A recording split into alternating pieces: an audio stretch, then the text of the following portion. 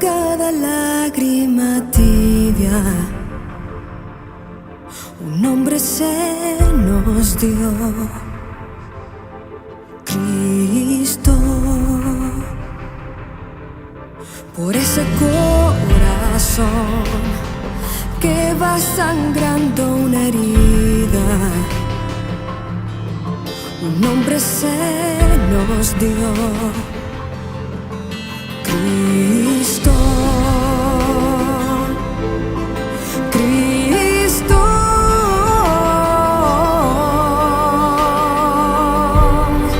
No hay otro nombre dado a los hombres, solo en Él hay plenitud de vida y perdón. Sobre todo nombre, sobre todo imperio, en los cielos y en la tierra es el Señor,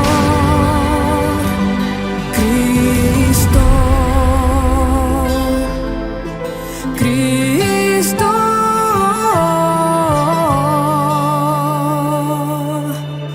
En medio del temor, en la ansiedad repentina, un nombre se nos dio, Cristo. Por toda tempestad que nos sorprende en la vida,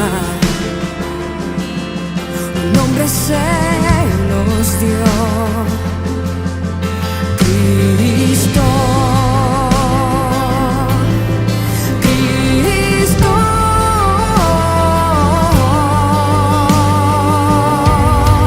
No hay otro nombre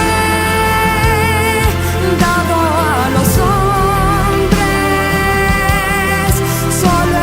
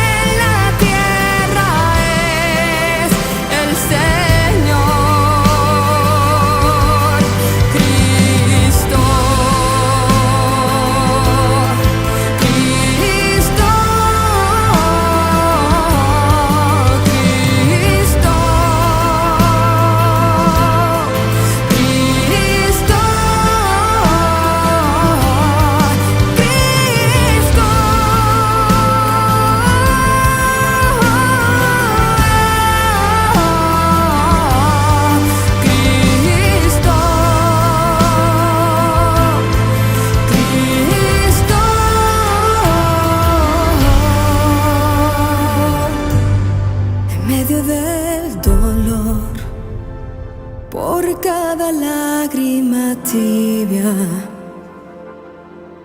un nombre se nos dio, Cristo.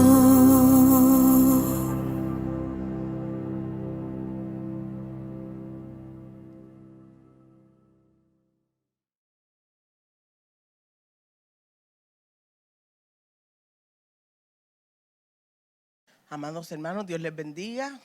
Una jornada más con ustedes para discutir este tema de la posmodernidad y el cristianismo, entendiendo que cada uno de nosotros está no solamente internalizando toda la información, sino esto nos presenta a nosotros una especie de espejo para podernos mirar y hacer los ajustes necesarios en medio de esta época. Puede ser convulsa, pero lo vemos como una oportunidad de la iglesia para poder ser la iglesia como Samuel, aquellos que le daremos la bienvenida al legítimo rey del universo. Amén. Así es que oramos y comenzamos con este tema final, la cosmovisión cristiana dentro de este contexto posmoderno. Señor, gracias en esta noche te damos. Dios maravilloso, poderoso. Tú, Dios del cielo, hoy arrójanos luz, ilumínanos, Señor. Edúcanos, instrúyenos. Espíritu Santo, tú que nos haces entender todas las cosas, abre nuestro entendimiento, Señor, que podamos ser, Padre, oidores, Señor, capaces, hacedores audaces de tu palabra, Señor, y de tus preceptos, y que cada uno de nosotros, Padre, entienda, conozca y sepa cuál es su rol dentro de esta gran maquinaria, Señor Jesucristo, que es la iglesia, este gran cuerpo que es la iglesia, Dios del cielo, y que tu mensaje, Señor, sea escuchado a través de nuestra voz, a través de todos los medios posibles. En el nombre de Jesús de Nazaret te damos gracias, Señor Jesucristo. Amén. Bien, hablábamos en la anterior oportunidad acerca de cómo el posmodernismo ha traído también una crisis espiritual llamada postcristianismo, no solamente en ciertos lugares del mundo, sino arropando cada vez más, no solamente sociedades, sino también generaciones. Y vimos cómo estos 4 postulados que se presentaban como causa del poscristianismo, aún dentro del contexto eclesiástico, y también cuáles habían sido por lo menos 3 de las causas que daba el libro El pulso de una nación, a través del pastor, misionero y doctor Williamson, para que la sociedad hubiese dado la espalda a los valores cristianos y cómo el cristianismo había dejado de tener injerencia en la discusión de situaciones sociales y políticas en diferentes lugares del mundo. Hoy queremos situarnos dentro de lo que es la cosmovisión cristiana para darle no necesariamente tiene que ser la fórmula, pero sí ciertas soluciones que pueden ser efectivas para que nosotros podamos volver a retomar nuestro lugar y poder tener una voz nuevamente dentro de la sociedad. ¿Qué ocurrió con la iglesia? Bueno, haciendo un recuento, cuando cae la iglesia, vamos un poquito más atrás, haber construido templos y haber abandonado, ¿verdad?, nuestros lugares de reunión o nuestros lugares de trabajo, que fue una de las cosas que nombramos anteriormente. Usted puede discutirlo ahí más tranquilamente en su hogar, con su familia, con el escrito. Simbolizó para la iglesia perder no solamente presencia, sino también perder influencia sobre las comunidades pequeñas o grandes. Cuando esto se da, abandonamos nosotros nuestros lugares de trabajo y comenzamos a desarrollar una especie de cultura dentro de nuestros templos, dentro de nuestros lugares lugares de reunión y dentro de nuestro contexto, ¿verdad? Y dentro de nuestra comunidad eclesiástica. De tal manera que desarrollamos una forma, un lenguaje propio, como toda etnia, una cultura propia, y nos alejamos tanto del mundo que cuando salimos ya para la década de los 80 a ver qué había sido del mundo fuera de nuestras paredes, ya el mundo había cambiado, el cambio acelerado se nos venía encima y la iglesia comenzó tarde en esta carrera de la posmodernidad. No es la única vez que esto nos ha ocurrido en la historia. Al habernos retirado de las calles y del mundo, dejamos de ser influencia o de tener voz porque reaparecimos como de paracaídas y entonces todo nos era extraño, todo nos asombraba, todo nos escandaliza. Todo lo vemos como estridente y comenzamos este grito desesperado: Señor Jesús, ven ya. Se nos ha hecho esto insoportable, sin pensar que en medio de toda esta declive de valores y de estatutos y de principios, hay un mundo gritando y gimiendo porque lo único que puede salvarle es lo que usted y yo tenemos. Entonces nosotros queriendo escapar de todo esto y dejar atrás un mundo completamente en caos, cuando la Biblia dice que Dios no quiere que nadie se pierda, sino que todos procedan al arrepentimiento. Y esa palabra y ese mensaje que puede provocar arrepentimiento en el ser humano, únicamente lo tiene la iglesia. Así es que mientras nosotros pedíamos por escapar de toda esta situación, de toda esta época, nos quedaba trabajo por realizar. Entonces, recién nos estamos enterando que nosotros tenemos una carrera por realizar. Y a principios del siglo XX y el siglo XXI, a finales del siglo XX, inicios del siglo XXI, se ha dado este resurgir, tal vez de una manera aguerrida, de la iglesia, intentando tomar lugares que habíamos dejado desocupados. En Ponce existe un museo. Antes fue, de hecho, la primera iglesia pentecostal que hubo en Puerto Rico. Y ese museo, tal vez usted discrepe de mí, pero para mí es una burla, porque aparecen las fotos de lo que fue la iglesia del 1916. De ahí en adelante, milagros ocurriendo, gente en las calles mirando por las ventanas a ver las personas que salían sanas de aquellos lugares. Una cosa increíble. Aquello fue la primera iglesia pentecostal en Puerto Rico. Hoy está cerrado y es un museo. Nosotros no podemos permitir que se nos perciba ni que se nos vea de esa manera, cuando la única manera en que este mundo puede resultar salvo es si la iglesia asume su posición.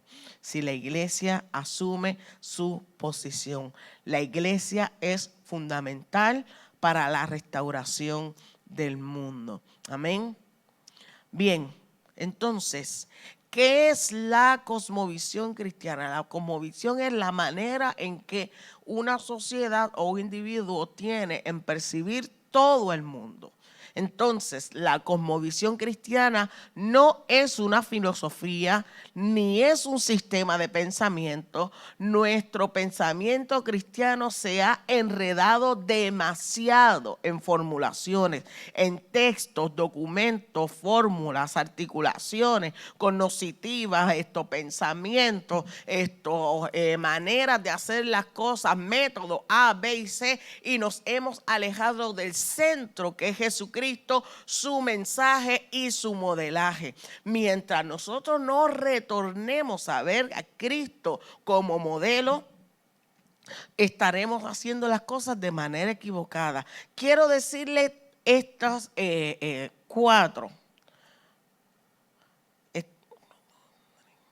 Estos tres postulados referentes a nuestra cosmovisión. La iglesia, repito, es fundamental para la restauración del mundo. En esta época, la iglesia está llamada a ser señal de contradicción frente a las fuerzas de la muerte y de destrucción que se asoman en esta generación y en las generaciones futuras a través de estilos de vida. Está llamada a desenmascarar los ídolos modernos y los falsos absolutos que predica esta sociedad posmoderna. Número 2. En la Biblia, la iglesia nació con vocación misionera y ocupa un lugar fundamental en la estrategia divina. Nuestra identidad está sustentada por el Dios a quien nosotros le servimos y nuestra identidad está sustentada en ese Dios mediante la salvación que nos dio y la tarea que nos encomendó. Nos dio salvación y nos dio tarea. Esa es nuestra identidad. Somos parte esencial de la restauración del mundo, así como está. Somos parte esencial para la restauración de este mundo, sin duda. Somos hijos de Dios por medio del nuevo pacto y nosotros gozamos de esas bendiciones, gozamos de esos beneficios, pero no debemos olvidar de que este pacto trae consigo una responsabilidad, la gran tarea o la gran comisión. ¿Cómo realizarlo en medio de este contexto? Eso es lo que vamos a estar desenrollando en la noche de hoy. La iglesia, así como su Señor, en la medida en que sea fiel a su naturaleza, siempre seremos controversial. Ahora, escúchame, iglesia, ¿te sientes perseguido? ¿Te sientes hostigado, señalado, degradado? Han dado de codo, segregados? Por fin hemos llegado a nuestro estado original. Este es nuestro estado normal. Ser contracultura, démonos cuenta que encontrarnos en crisis implica por fin la posibilidad de llegar a ser verdaderamente la iglesia. Nosotros debemos, al igual como usted lo percibe, retomar los lugares que hemos abandonado. Y escuche bien, el mensaje es el mismo, pero nuestros métodos deben cambiar. No podemos seguir con métodos obsoletos, como dijo Justo González, un mapa viejo, anticuado que ya no funciona. Si usted toma un mapa de Puerto Rico del año 1960, se va a dar cuenta, es el mismo país, pero las rutas no son las mismas. Es el mismo país, pero los caminos cambiaron. Es el mismo país, pero hay carreteras nuevas. Es el mismo país, pero hay otras formas de llegar al punto donde se quería llegar. Entonces nosotros no podemos estar utilizando un mapa viejo en un contexto nuevo. Amén. Nuestra respuesta a la posmodernidad, ¿cuál debe ser? Y escúcheme, iglesia, sumamente importante para esta época, una verdadera y buena contextualización. ¿Cómo debemos ahora responder nosotros a la posmodernidad? Las demandas para la misión, nuestra misión, de esta nueva era de posmodernidad implica el cambio a un nuevo panorama mucho más abarcante e integrarnos en las diversas áreas de la misión cristiana supone lo siguiente. Número 1, nosotros debemos rechazar el rechazo al metarrelato, o sea, la acción de Dios en la historia del mundo. Nosotros debemos echar eso hacia un lado y poder encontrar a través de un conocimiento básico, hermenéutico, todas aquellas razones por las cuales nosotros entendemos que Dios nunca ha abandonado la historia del ser humano y cómo Dios siempre ha estado envuelto o inmerso en la historia de la raza humana. Número 2, con un evangelio postindividualista nos interesan los individuos, las familias, las aldeas, las naciones, los grupos, las etnias y todo lo que nos rodea. O sea, debemos abandonar nosotros el postulado de que Dios es individual. Dios no es un Dios individual, Él es un Dios personal. Y como a Él le interesa y se preocupa, si podemos utilizar para que usted me entienda, Dios no se preocupa, pero para que usted me entienda, y se ocupa, vamos a arreglarlo, de todas las personas en la tierra, cada persona, cada individuo, cada familia, así mismo nosotros. Nosotros no estamos aquí para segregar, ni como Noé, como Jonás, para elegir quién es merecedor de escuchar la palabra de Dios y quién no. ¿Quién es merecedor de escuchar la palabra profética y quién no? No. Nos interesan todos los que nos rodean, todos los que estén dentro de este barco. ¿Está bien? Por lo tanto, abandonando esa visión de segregación o esa visión de exclusividad donde el evangelio es solamente para algunos, nosotros podemos llegar a tomar un nuevo rol y ser escuchados por todos aquellos que hoy se presentan como detractores del evangelio. Con un evangelio post-racionalista, o sea, somos más que una dimensión cognitiva. Nosotros somos espíritu, somos alma y somos cuerpo. Cierto, la razón no es suficiente, pero sí es importante. Cierto, solamente cultivar la espiritualidad o solamente cultivar el físico. Somos un ser integral, por lo tanto, toda la dimensión del ser humano es importante y nosotros debemos dirigirnos también y encaminarnos hacia esa dirección. Con un evangelio post-dualista de alma y cuerpo, estamos integrados en la persona como unidad y entendemos que esa unidad que tiene el ser humano de tripartita, de tres partes, nos las dio Dios. Por lo tanto, debemos atender el intelecto de las personas, debemos atender las emociones de las personas, debemos atender la espiritualidad de las personas y debemos atender las necesidades básicas de las personas. Así la iglesia nuevamente se postula como una voz dentro de todos aquellos que necesitan escuchar, liberando a los pobres, inculturizando como ministerio de todo el pueblo de Dios. Esto es sumamente importante. No podemos ser una cultura aparte. Nosotros tenemos que entrar dentro de nuestra cultura si es que queremos ganarla para el reino del Señor. Testimonio vivo a otras religiones en auge como teología y como esperanza. Nosotros tenemos personas gente como Eloísa Franco que va y se sienta en una mezquita a escuchar.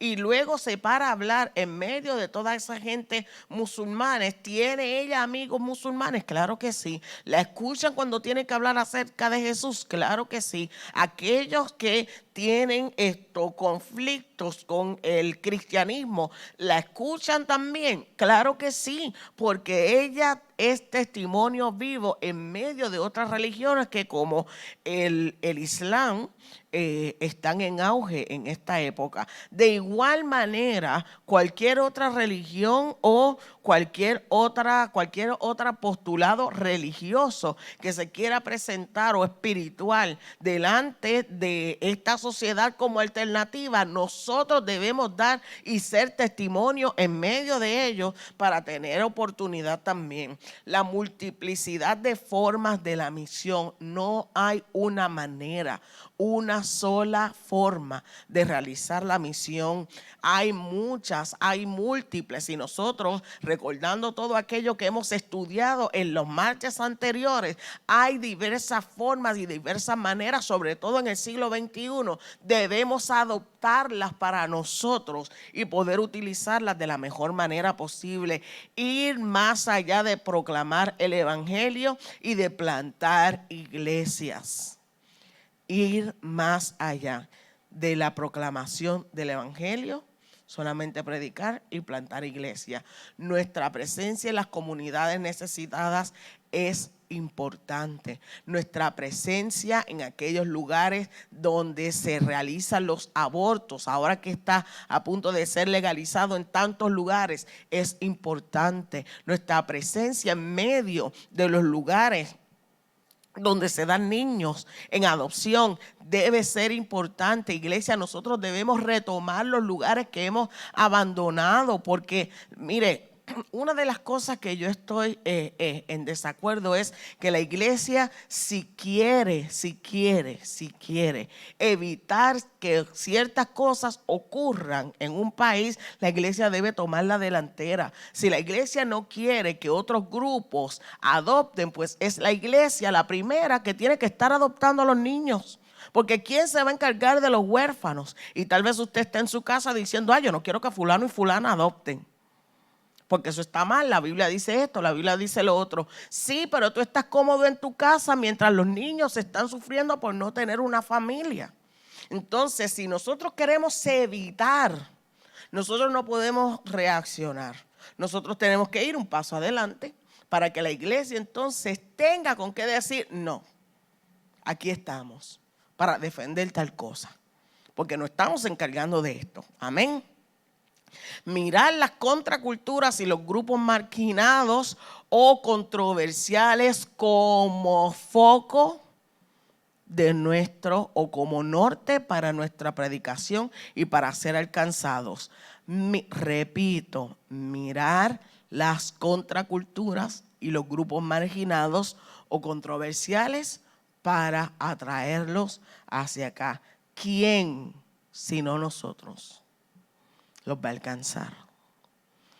¿Quién, si no somos nosotros, va a tener la oportunidad de predicar el evangelio? No hay nadie más, iglesia, y la responsabilidad es nuestra. Ahora, ¿cómo podemos, otra forma en que nosotros podemos realizar esto? Iglesia, este es un gran momento para ser iglesia. Aquí le voy a presentar las oportunidades insospechadas que tenemos nosotros en este siglo XXI y en medio de este contexto para poder predicar el evangelio. Número 1, la iglesia debe entender que la Biblia, que muchas veces nos negamos a estudiar con interés, con ahínco y sumergirnos en ella, está siendo estudiada por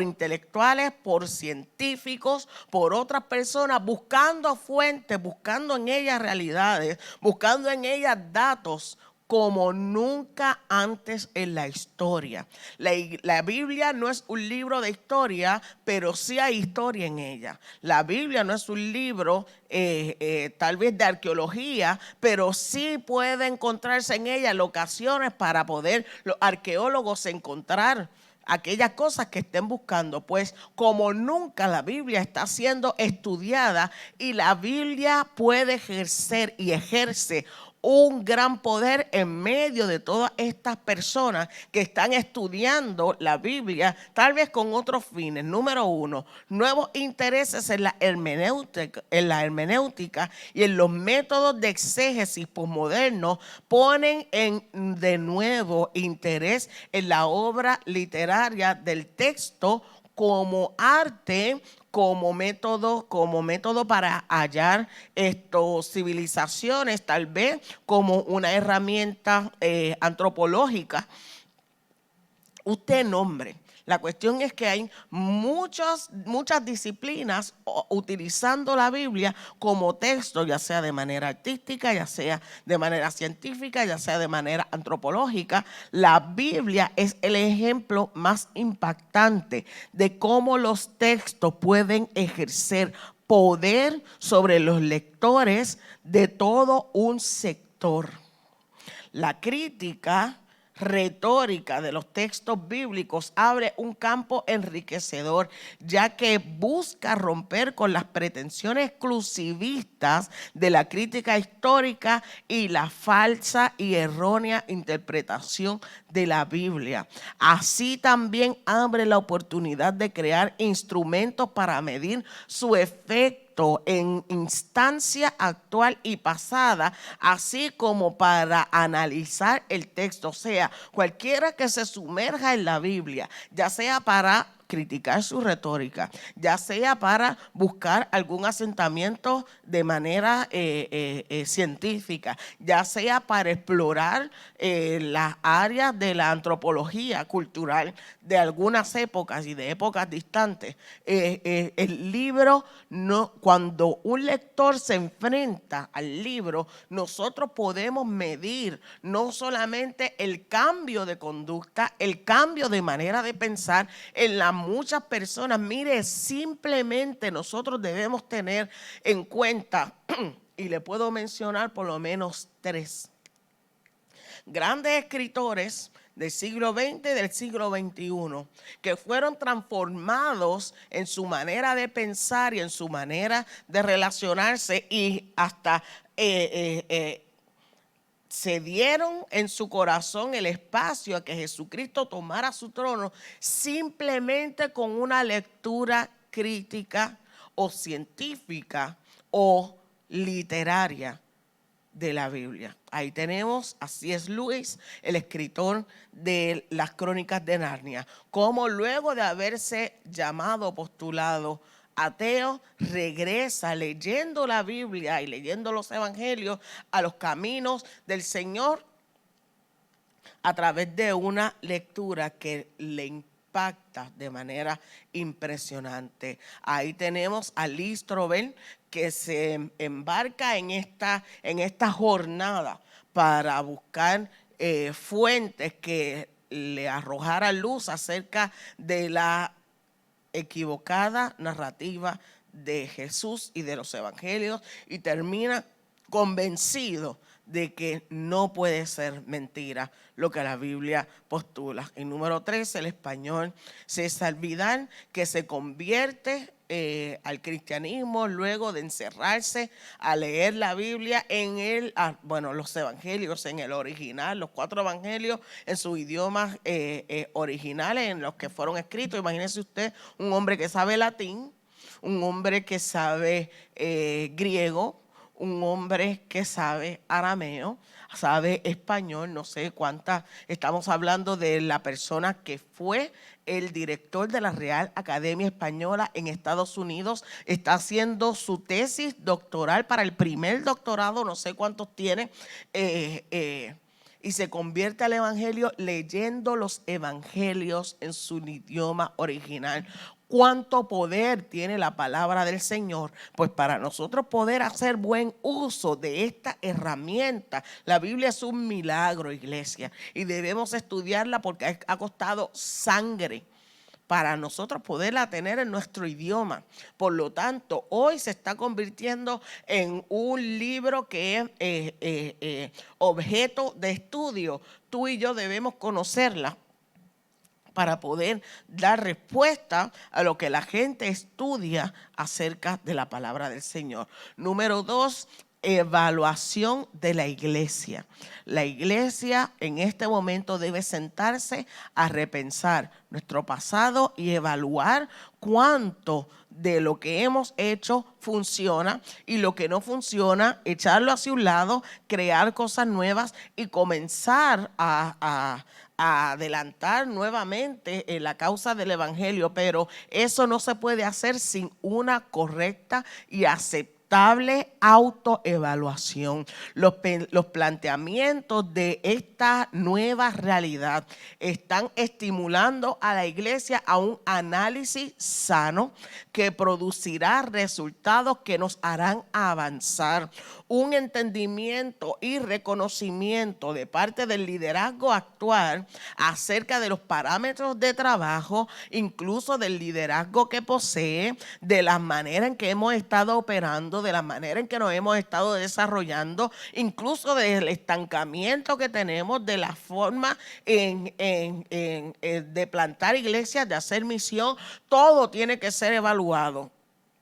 Del trabajo en los que se opera, si están en desarrollo, si están en resultados, qué cosas hemos dejado de hacer, qué cosas ya no funcionan, todas esas cosas. Y aunque lo más normal es la tendencia a seguir trabajando conforme al formato que se ha visto hacer por décadas y décadas y décadas por los líderes anteriores o los líderes inmediatos, existe una generación emergente que no necesariamente dará continuidad a los métodos acostumbrados y que puede utilizar otros métodos para hacer nueva iglesia. Hay nuevos caminos y la iglesia no debe quedarse estancada. Número 3, iglesia en transformación. En la Biblia, la meta hacia la cual apunta la intención salvífica divina es la transformación de la entera creación. Pero según la visión bíblica, es en el pueblo de Dios donde primero debe manifestarse ese cambio. Los sistemas corrompidos y antivida que caracterizan y pues antivida es todo aquello que vaya contrario a la vida como Dios la planteó, que caracterizan nuestra sociedad egocéntrica y violenta con su deseo de dominio y su avaricia desenfrenada, solo pueden ser vencidos mediante la presencia de una sociedad de contraste radical, y esa sociedad de contraste es la iglesia. Cuando el mundo se ve en nuestro espejo, debe entender qué es lo que está haciendo mal. Nadie puede decirle a usted que el aborto es un derecho.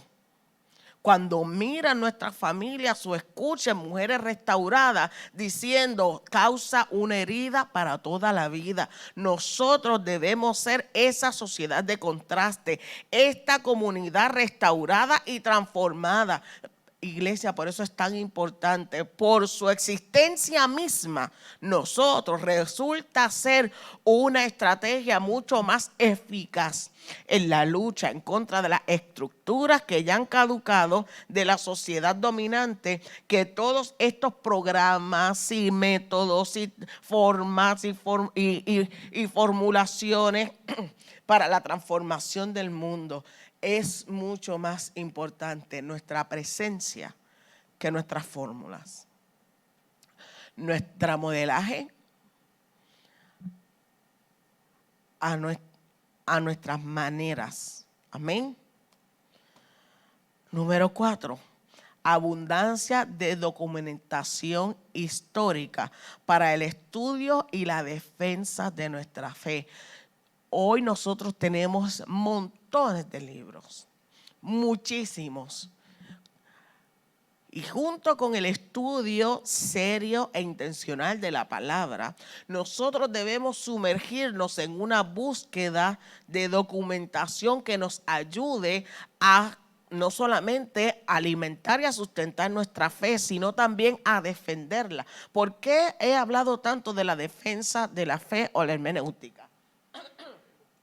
esta sociedad llena de personas instruidas de conocimientos, educadas, que van a la universidad, que tienen 1, 2, 3 bachilleratos, 1, 2 maestría, 1, 2, 3 doctorados, no es suficiente las historias bíblicas. Usted debe conocer cuánta información hay ahora, científica, arqueológica, antropológica, que avala lo que dice la Biblia. Entonces, los científicos, los arqueólogos y los nuevos descubrimientos han incrementado la cantidad de información que apunta a la Biblia como un documento verídico. Nuestra fe es una fe sin igual, ya que ninguna otra creencia teológica posee tanta información corroborable. Mire, mientras yo escribía esto, yo decía, es cierto, y me reía y decía, es cierto. Mientras yo iba escribiendo esto y el Espíritu Santo me iba dando todo este párrafo, yo decía, es verdad, ninguna religión puede ser rastreada en la historia, solamente la suya y la mía. Ningún metarrelato puede ser rastreado por los científicos, solamente el suyo y el mío. ¿Cuánta documentación existe antigua para decir lo que dijeron los primeros cristianos es la verdad? Es la verdad.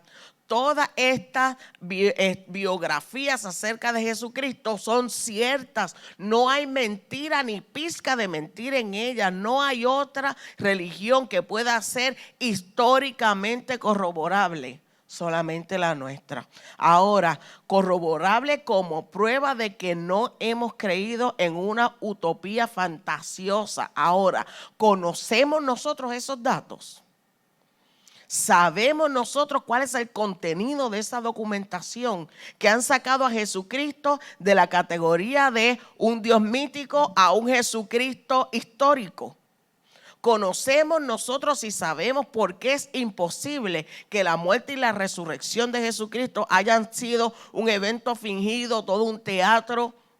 Conocemos nosotros y entendemos por qué los evangelios son una fuente fidedigna como documentos históricos sobre la biografía de Jesús. Conocemos otros documentos y fuentes históricas que hablan de Jesús fuera de la Biblia. Si no conocemos eso y todo esto está en nuestra mano, no podemos defender de manera inteligente, porque la fe se piensa, iglesia, de manera inteligente los postulados de la fe.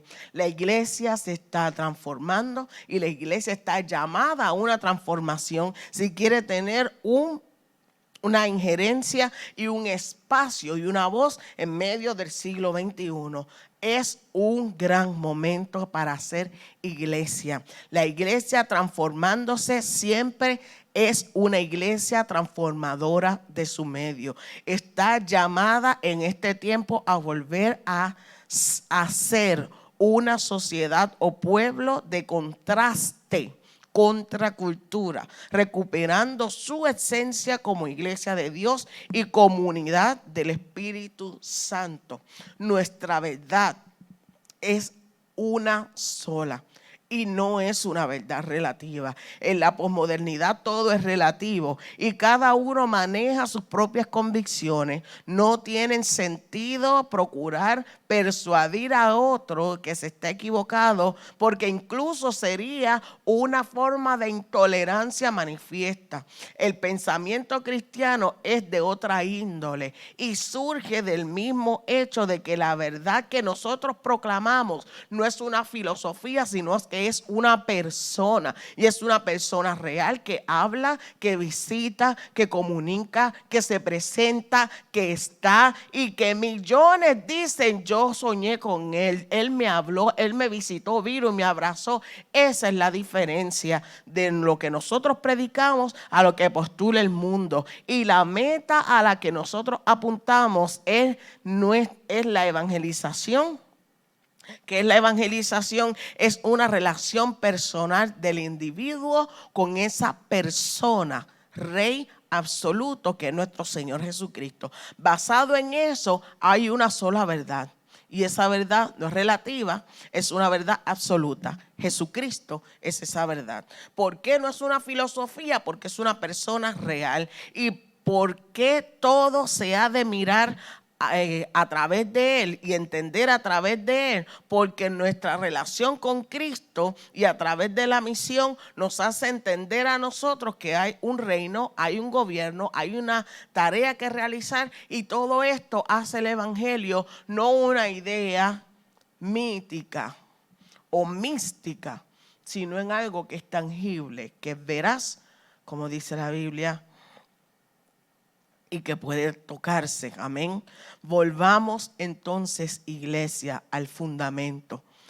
Dice Jeremías 61:4, entonces reedificarán las ruinas antiguas y levantarán los lugares devastados de antaño y restaurarán las ciudades arruinadas, los escombros de muchas generaciones. La posmodernidad nos ha dejado en claro que es imposible ser iglesia sin contexto. La iglesia no puede seguir pretendiendo escapar del mundo como si esto nos hiciera a nosotros más santa, apartarnos del mundo como si esto colocara sobre nosotros una aureola.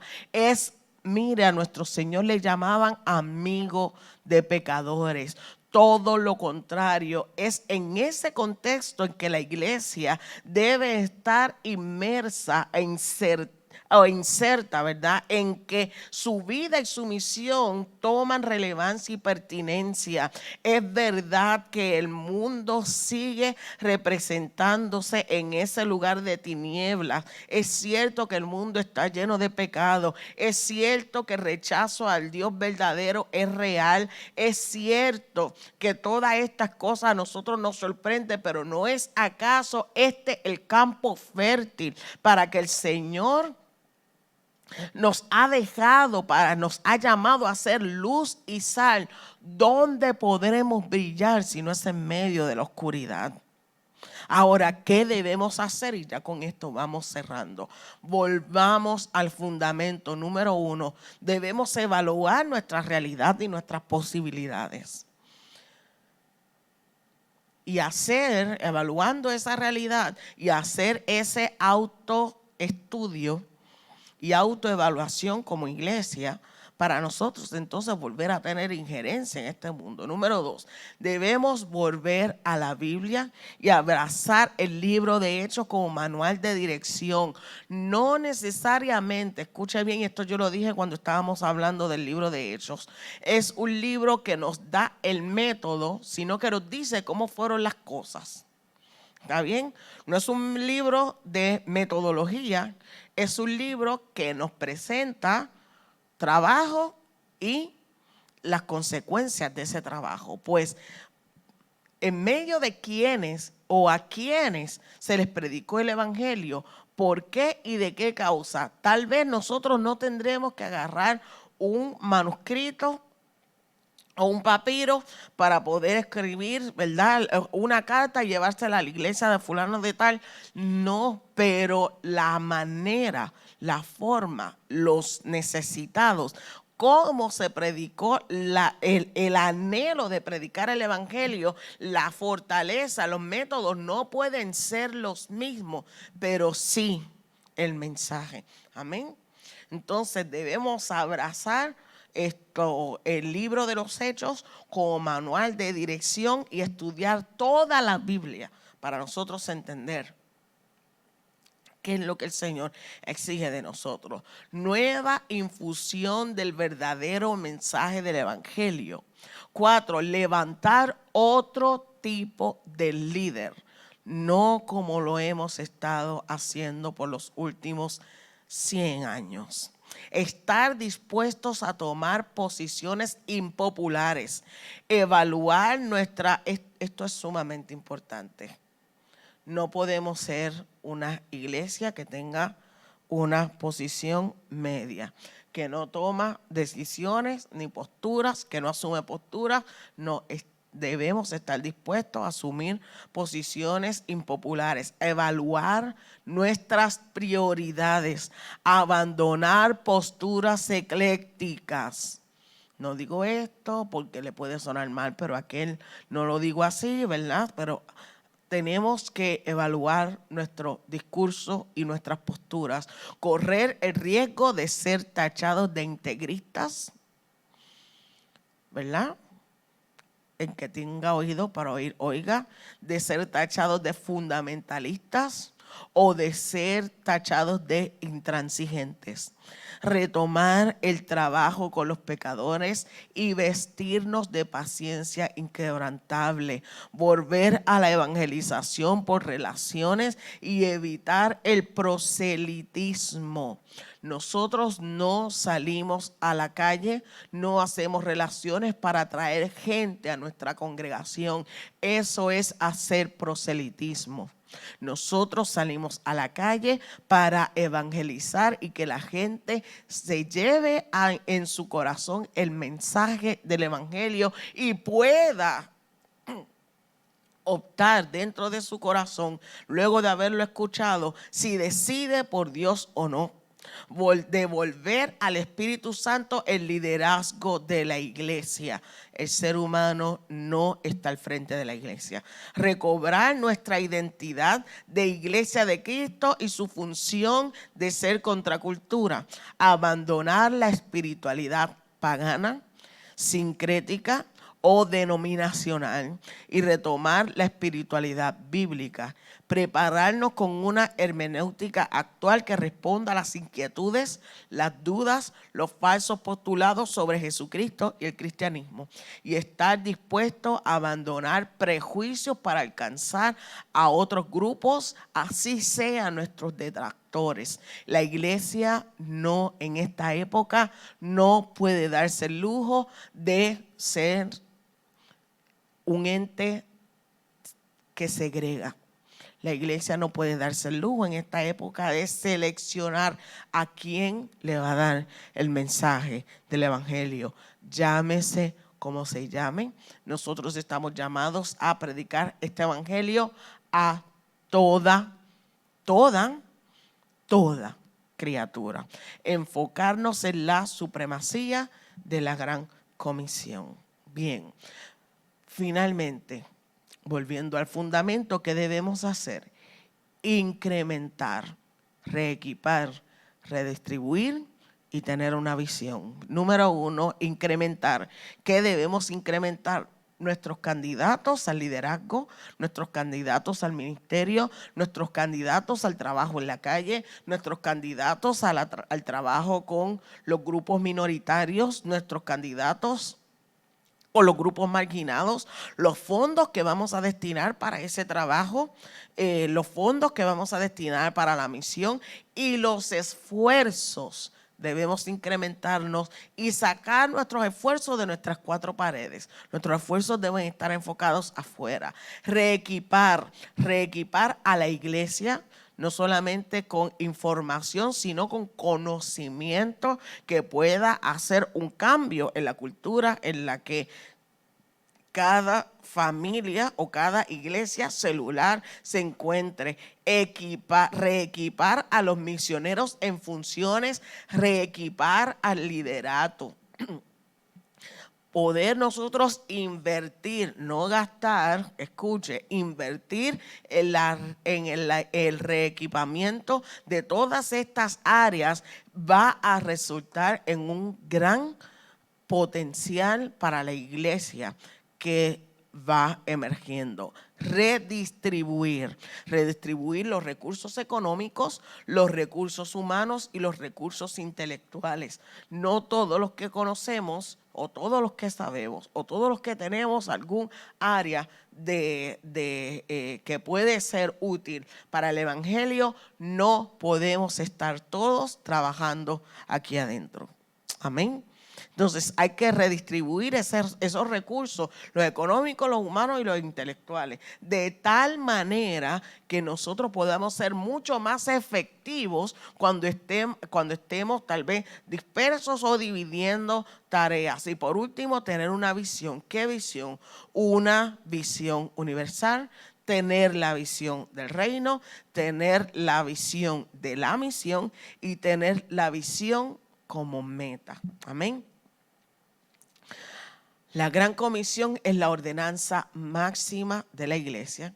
En ella descansa nuestra identidad. Cualquier otra cosa que estemos haciendo como iglesia, por buena, loable o noble que sea, es una desobediencia abierta a la orden máxima del Rey a quien servimos. Debemos hacer cambios en nuestros sistemas, nuestras instituciones y mentalidades para suplir las carencias espirituales del mundo moderno y cumplir con la gran tarea. Cualquier congregación que se niegue a cumplir con este mandato, como dijo Richard Green, está negando su derecho a existir.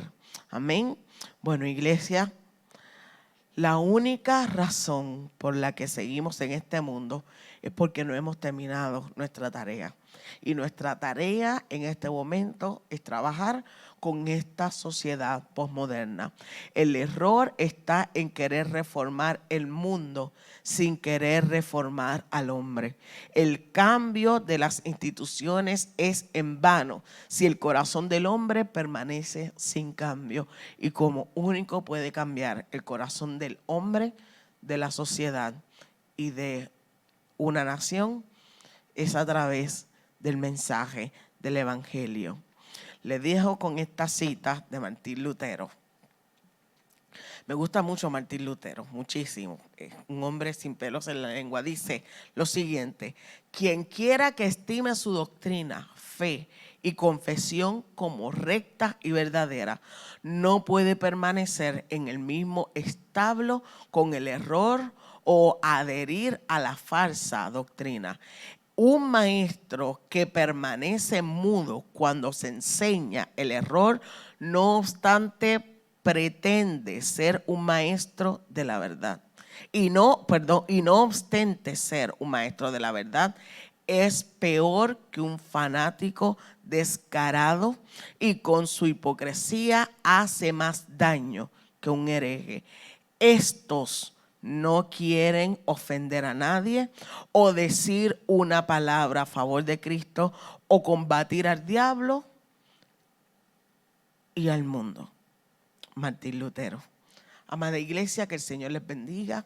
Espero que este tiempo sea de reflexión para cada uno de nosotros y que podamos abrazar el Evangelio en esta época como única manera en que este mundo puede encontrar y añadir vida a aquellos que están muriendo en medio de tanta declive y de tanto dolor. Amén. Así es que este es nuestro reto. Esta es nuestra nueva manera de percibir los tiempos y es necesario que hagamos cambios para volver a ser una iglesia emergente y con resultados en medio del posmodernismo. Dios les bendiga. Será hasta una próxima ocasión.